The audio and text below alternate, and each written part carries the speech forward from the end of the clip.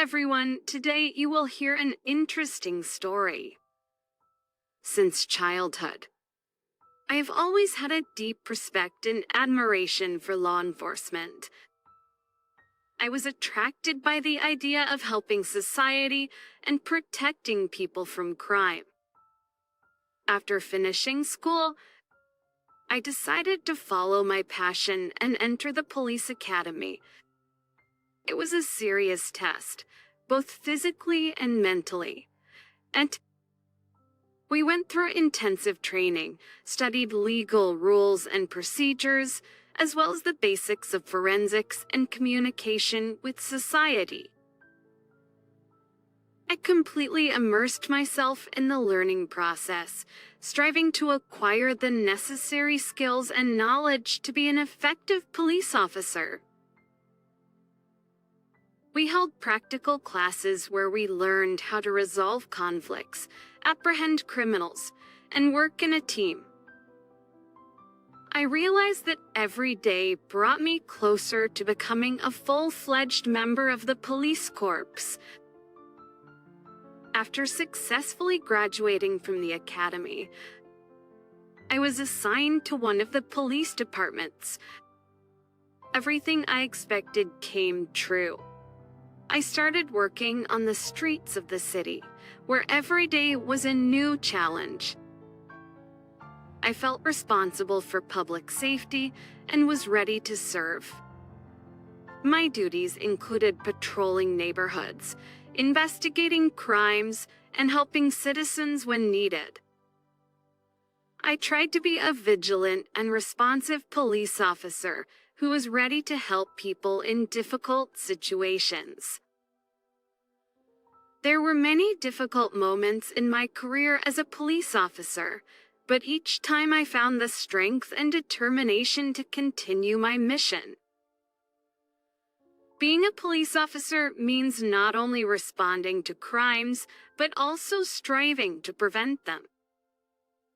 I participated in community programs, held outreach events, and worked to improve police interaction with the community.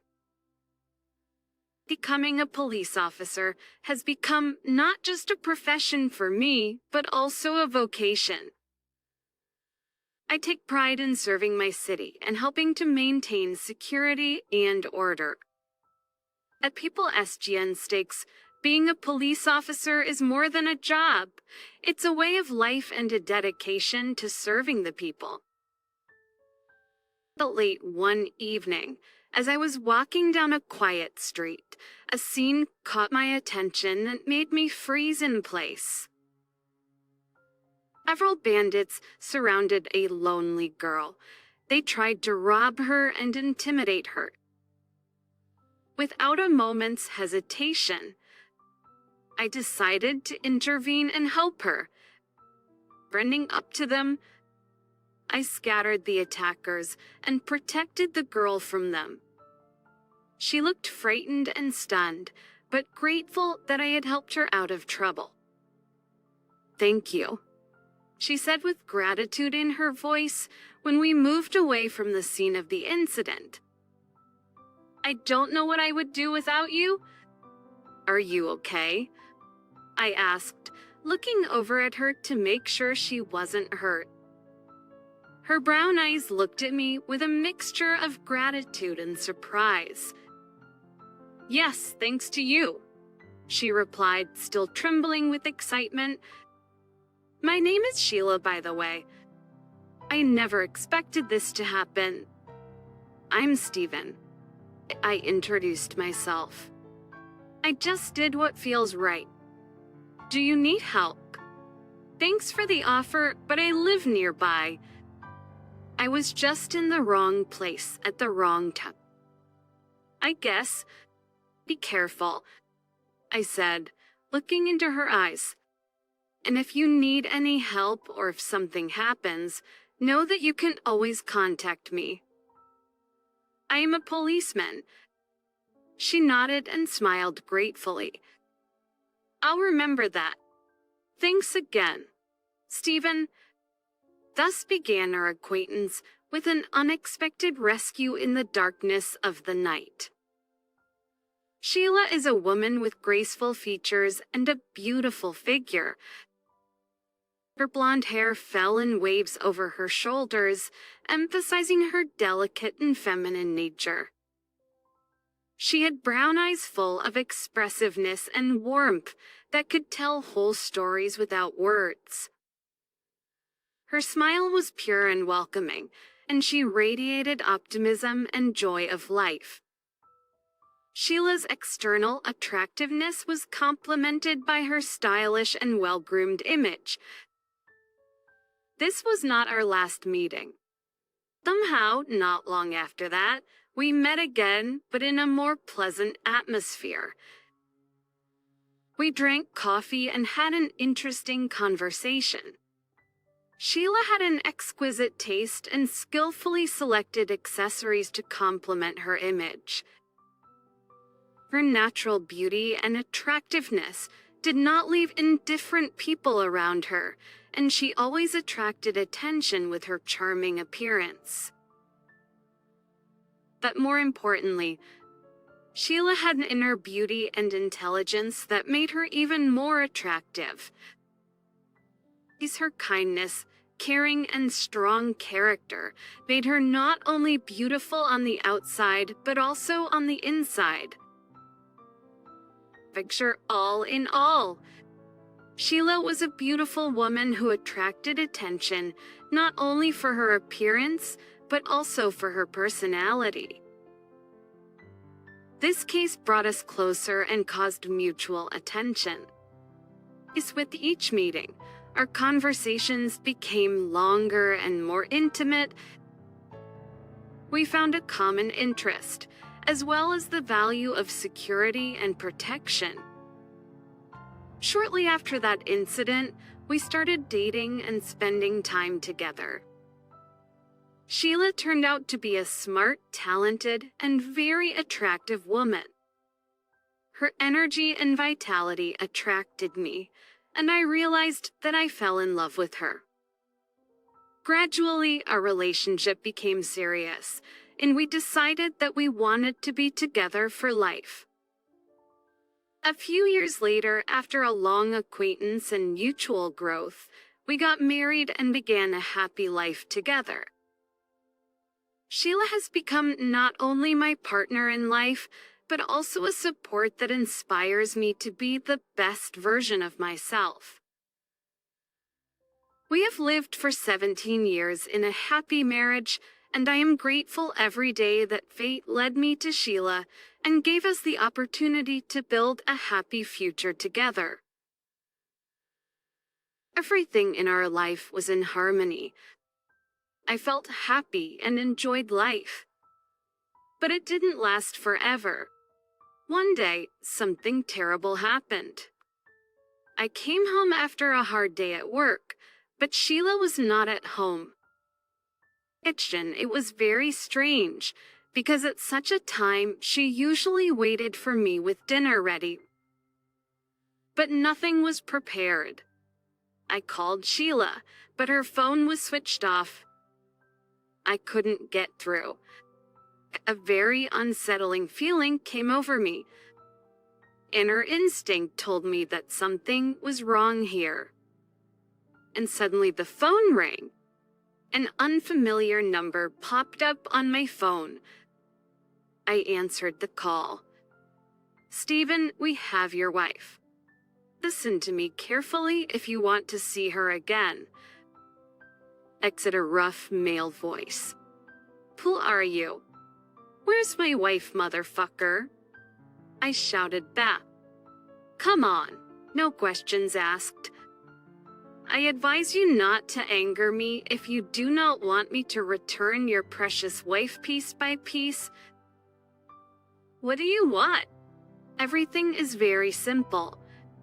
Recently, evidence of a murder and money got into your station. You will get it all for me and give it back. And then I'll get your wife back safe and sound. But if you decide to tell someone, then I will immediately know about it, believe me. And then You will definitely never see your wife again. I sent you instructions in a message on your phone," said the bastard, and hung up. I was just shocked by what I heard. But despair and anxiety made me rush about the room. I couldn't believe what had happened. Having calmed down a little, I picked up the phone and read the message. I had to get evidence from the evidence department that was involved in the James Tordman case. The bastard hit a guy to death with his car in a deserted place and then threw his body into a ravine. But evidence was found that pointed to the involvement of this bastard. A thorough search was conducted in his house, and a decent amount of money was found which was attached to the case. James was a drug dealer who is now in hiding and was put on the wanted list. I couldn't risk my wife's life. I decided to steal this evidence and money. I knew well how the security system worked in the place where the evidence and money were kept. I did not endanger my wife and did not tell anyone about what had happened. I tried to act coolly in order to free Sheila from captivity. I found a loophole through which I could steal evidence and money. I turned off the CCTV for a while there was a change of guards. I had a few minutes to grab everything I needed and get out of here quickly. I entered the vault and quickly stuffed the money and evidence into my bag. And then I quietly left. I sat in the car, tapping my fingers nervously on the steering wheel. This bastard should have called me soon to tell me what to do next. And then the phone rang. "Did you get everything I asked you to?" Yes, money and evidence with me. This bastard should have called me soon to tell me what to do next. But if anything happens to my wife, I look factors of your leg down. I'll get you out of the ground. You understood me, I answered angrily. Don't threaten me. It's superfluous. If you do everything according to my plan, then you will get your wife back without a single scratch. I take now go east. Near the gas station, you will see a cafe called Samantha's Wonderful Pies. There will be a nearby urn under a tree. You will drop your bag there and leave to wait for further instructions. What about my wife? You will get your wife only when I am convinced that you have not deceived me. I'll show you a place where you can pick up your wife. How do I know you're not lying to me? And you've no other choice. I'm not going to bargain with you. Either it will be my way, or you will never see your wife again. Okay, I understand. Calm down. I'll do everything that's good, said the man, and hung up. I knew this man could easily harm my wife once he got what he wanted. I couldn't follow him around when he took the bag. It was too risky. If he noticed me, the deal could definitely fall through. So, I decided to put a bug deep into the bag with a powerful transmitter. Now I could track his movement from far away. And now I was already there. I put my bag in a bin under a tree and left. After some time, I saw on my tablet the movement of the installed beacon. And I rode after this man, being at a distance so that he would not notice me. We drove up to a house which was far from the city. There was no one around. The place was very secluded and secretive. I saw a car under the house. The man must have been inside already. It was impossible to delay. I hoped my wife was inside too. I carefully crept up to this house. But the lock on the door was broken, so I made my way inside the house without any problems. There was light in one of the rooms, which filtered through the half-open door. I turned on the video recording on my phone just in case and crept up to this room. And there really was my wife and that man, James. But it was not at all what I expected to see. Sheila, baby, your husband really did everything I asked him to. Look, everyone is here, joyfully said this man. Yes. James, finally. Now I can leave this man, and we'll be out of here forever. Sheila said with relief. Yeah, baby. Now we will be rich and happy. I've already prepared everything. While your naive husband is waiting for my call to let me know where to pick you up, my people are already working in his house. There will be new evidence and a bunch of drugs. I'll be cleared of all charges and blamed on your stupid husband. This man will be very surprised when he realizes that he has been fooled. I don't care what happens to him. I just want to get out of here quickly. Don't worry. Sheila will leave here soon, but now let's enjoy each other better, said this man and began to undress my wife. These shameless creatures started engaging in inappropriate behavior right in front of my eyes. Now I was even more shocked. I wanted to confront them. I stood up to my full height, filled with rage and anger. Then I intervened, pulled this man off Sheila's naked body, and threw him against the wall. And threw it against the wall. Get it, creature, I shouted. Oh, you bitch, what the hell are you doing here? The bastard tried to stand up. I revealed your plan. How could you? Sheila? What kind of two-faced creature are you? I looked at Sheila with contempt. James, kill him. Ignoring my words, Sheila said to James.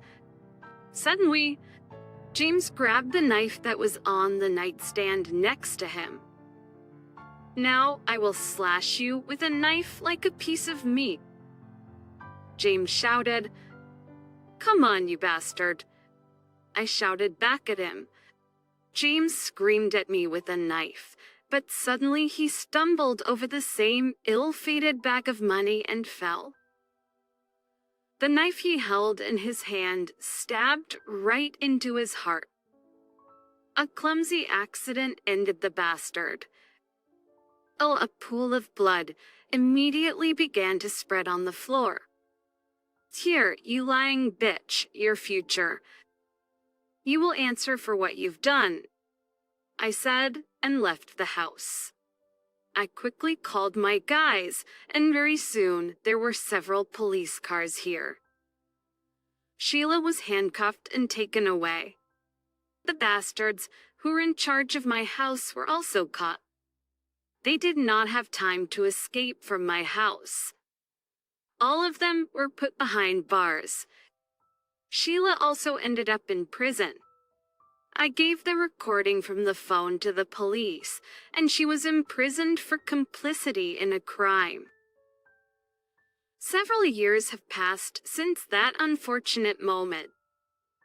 I already had another girlfriend, Sophie, with whom I built a happy relationship. My life continued, and I became happy again. But now I was not going to trust the mindless people around me. I've taught me a harsh lesson, and I fully realized it. After a while, I learned that Sheila was released from prison, but she could not return to normal life. She became a drug addict. The police after that often caught her in various dens.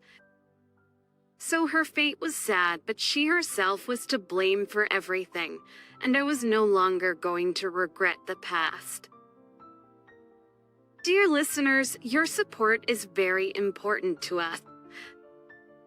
If you like our story, please like, comment, and subscribe.